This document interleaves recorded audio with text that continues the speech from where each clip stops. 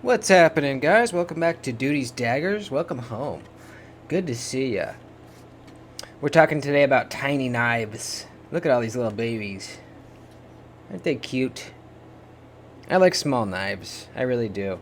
I just got another small knife recently and realized that I have quite a few little guys. So I think I'd just do a video on it, you know?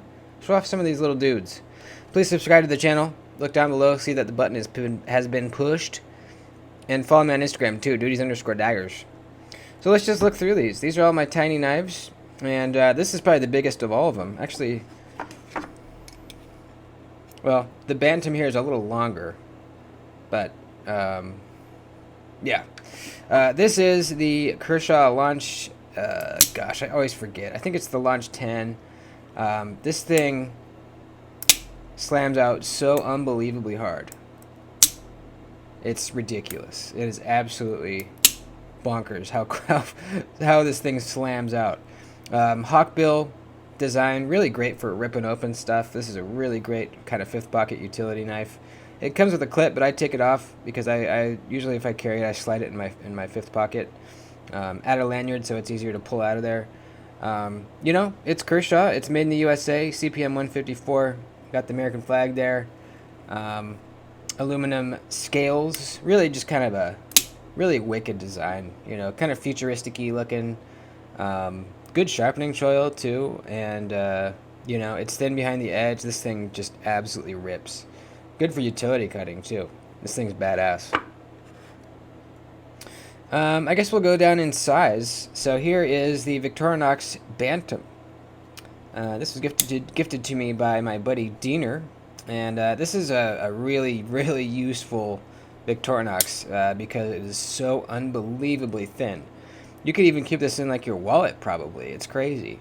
It's got one blade and one bottle opener / flathead, and that's all it is, and that's all you really need at times, you know.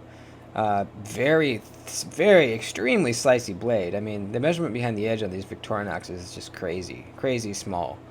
So really thin, stainless. Love the reflectivity on the Victorinox finish on their blades. Just real nice and shiny and nice. Nice click on everything. And this is the ALOX version, meaning this is the textured aluminum scales version. And it's just, you know, it's it's kind of classy in a way and just really useful if you want to slide something in your pocket and not even know that it's there.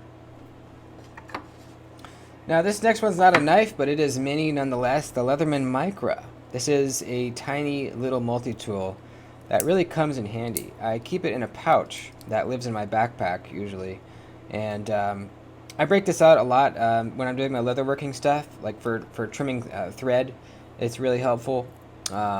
Really anything where, you know, scissors would work better than a knife, and there's definitely a lot of situations where that is the case. These scissors work amazingly well. I've cut through like actual leather with these. They work very well. We have a pair of tweezers, which is great. You know, I get a lot of splinters at work, so I've used these quite a bit.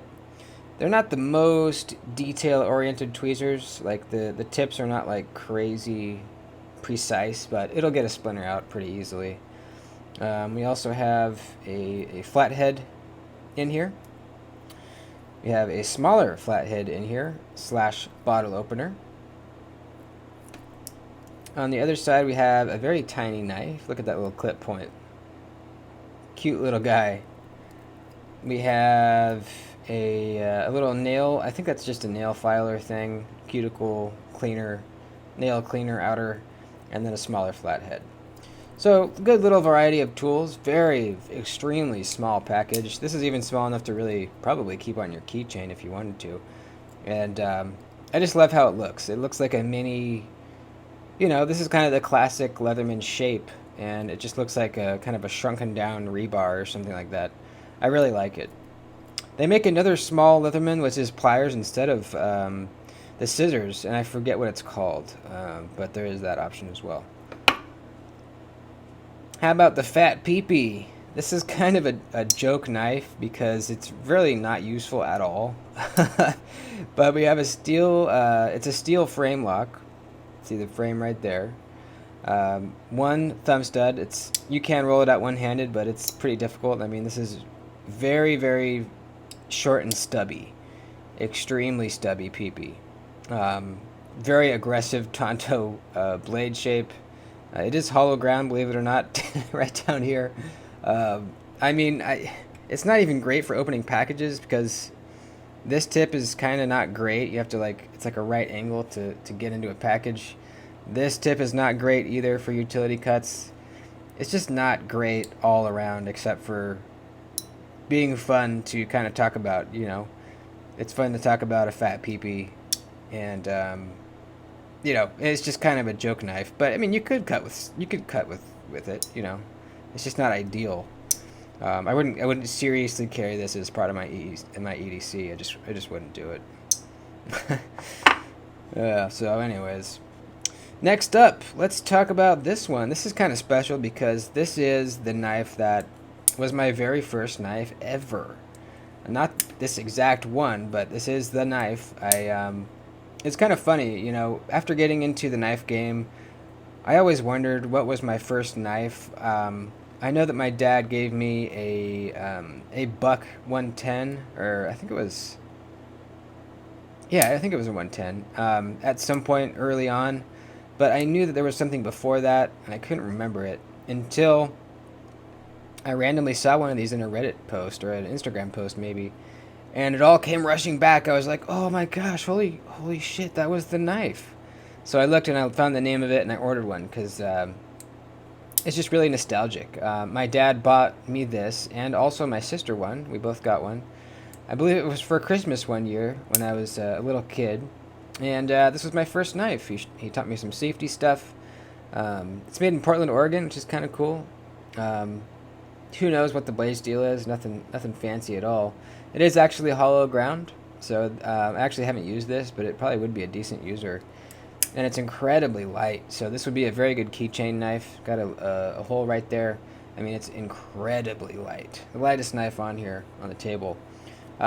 It's a back lock, but it's got like a little half stop thing. It's kind of interesting. Kind of fun to play with, really. Very cheap knife. I think they're like 20 bucks, maybe even less, like 15 even. So yeah, this was my very first knife ever. Next up, the MCB, the Spyderco MCB. Probably my favorite tiny knife ever.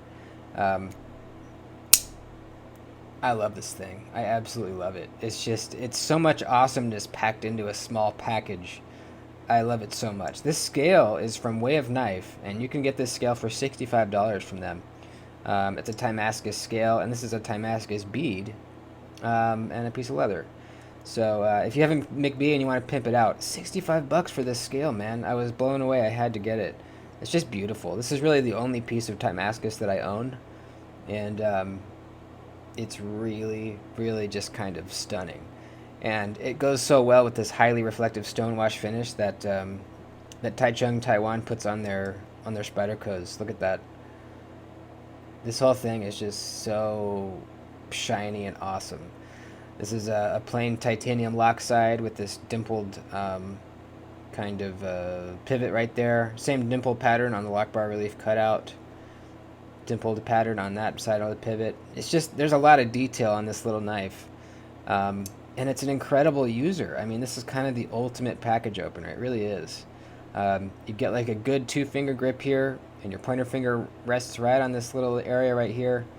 Hold it like this, put your thumb right up here and pinch, and it is just perfect. So locked in feeling. So precise with this tip.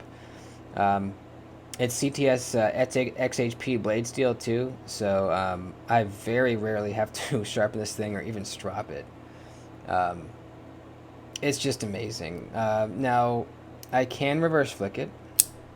It's hard. I can, I think, thumb flick it, and I can also front flip it. But I had to cut in the jimping myself here. They don't come from Spyderco with that jimping. Had to add it myself. It also comes with a clip, But I took it off because I either slide this in my fifth pocket or I put it in a little slip in my fifth pocket. So this is one of my favorites. Next up, this is a little tiny Oldtimer, a Schrade Oldtimer made in the USA. Tiny little, I don't know what you'd call this, like a Texas toothpick maybe or something like that.